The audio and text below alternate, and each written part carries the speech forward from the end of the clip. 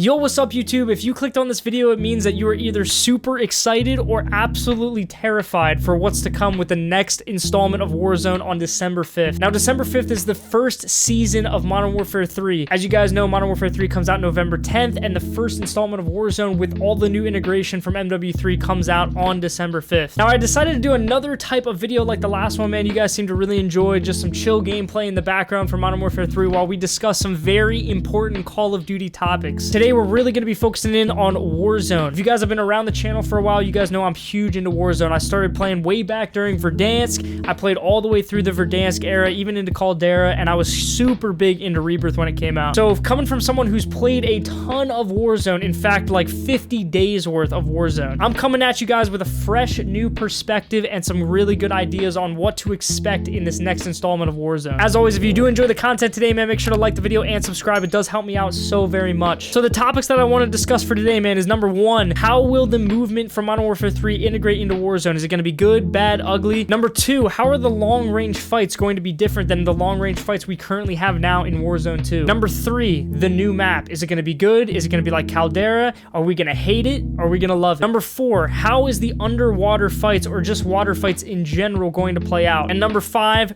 will this next installment of Warzone, Warzone 3, if you will it be better than Warzone 1? We're going to discuss all of these in depth. Let's get right into it. So guys, starting off with number one, man, the movement integration. In my last video, I talked a lot about the new movement mechanics in Modern Warfare 3. Now, Raven Software and Sledgehammer Games have both confirmed that on December 5th, everything from Modern Warfare 3 will immediately integrate into Warzone. Now, this means the movement, the gunplay, how the guns feel, everything. Currently in Warzone 2, we have very clunky movement. It's hard to navigate the map. It's hard to outplay opponents. It's hard to actually get kills in small, up-close spaces. In fact, if you try to utilize movement mechanics in very close-quarter engagement fights, you will actually be put at a disadvantage because of how the game is currently structured. I really do believe that if Modern Warfare 3 stays true to how the movement was in the beta, super smooth, able to outplay opponents, able to use movement to your advantage, I really do think it's going to play a huge part into Warzone. I think close quarters fights is going to play a huge role in that, especially if the map is designed specifically to cater to long range fights, but also close quarters fights as well. So speaking of long range fights, let's get right into that topic. Now, in Modern Warfare 3, I talked a little bit about how the TTK is a little bit inconsistent between SMGs and ARs. It's a little bit weird. If they do end up standardizing this TTK where ARs do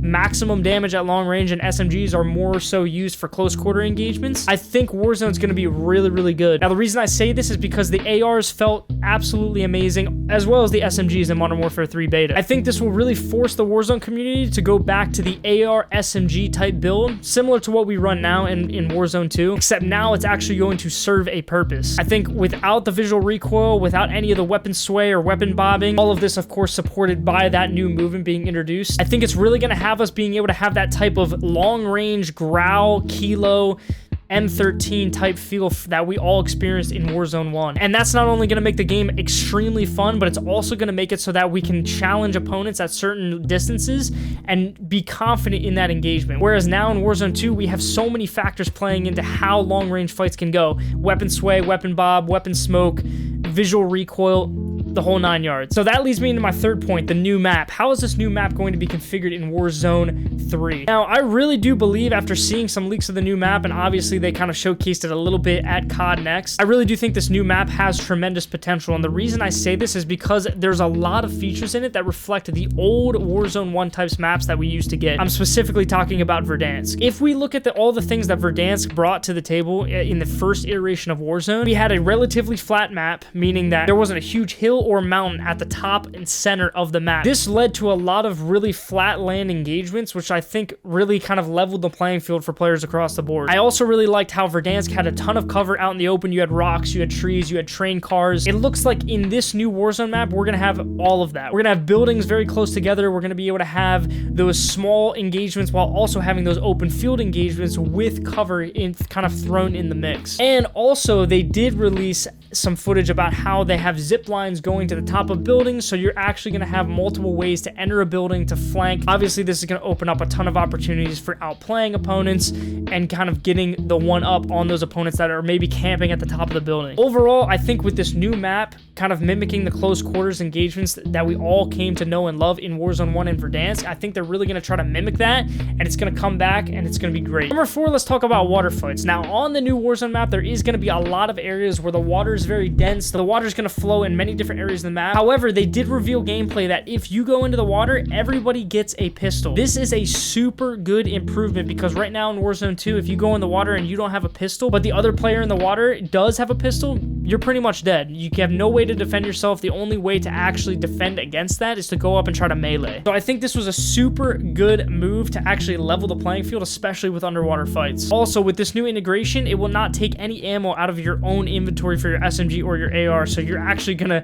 conserve ammo. Overall, I'm really not a big fan of water fights to begin with. I just think they're very awkward, and I think it's kind of hard to develop a fair system for engagements across the board when it comes to water fights, but I think in this new map, I think it's gonna play out actually pretty well. So let's get into our last and final point, man. We're talking about Warzone 1. Now, I know a lot of you guys, man, you're like me, man. Warzone 1 is right up there with one of the best battle royales ever created. Now, Warzone 1 obviously brought a lot of great experiences all the way from Verdansk to Fortune's Keep to Rebirth Island. It introduced a lot of new game modes such as Resurgence, but you also have that old type battle royale style where you have the gulag and you're able to actually fight a 1v1 situation and then come back for the win. Obviously, all of this is integrated with the loadout system that we have all come to know and love. Now, I think all of these things that we have come to know and love in the first Warzone, if they are properly integrated into this next iteration of Warzone, I think it is going to be a tremendous year for Warzone as a whole. The reason I say this is because Warzone 1 was definitely one of those things where if you were to hop on, you found yourself continuously saying, all right, one more game, one more game, one more game. And I think that just shows how important the mechanics really played out in Warzone 1. And if they integrate all of this into the next iteration of Warzone, movement, loadouts,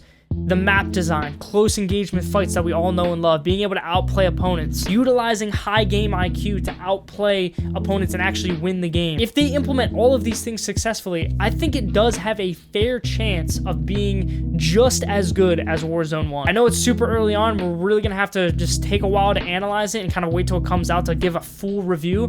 But as of right now, if everything is implemented as intended with the movement that they're promising and that high, intense, fast-paced gameplay that we all come to know and love from Warzone 1, I think this next iteration of Warzone is going to have tremendous potential to really compete with the old-style Warzone that we all were just playing during the entire height of COVID and all these things that were happening. So as always, man, with all the stuff that we talked about today, let me know in the comment section down below what you guys think. Give me your own opinions. Also, let me know if you want another style video like this one. You guys seem to love the last one, so I decided to do another one, but specifically focus on Warzone. As always, man, November 10th is coming up here soon. We will have plenty of Modern Warfare 3 content on the way. Make sure to like and subscribe so you never miss another video. I appreciate you guys, and I hope you have a fantastic rest of your day, and I'll see you guys in the next video. Peace.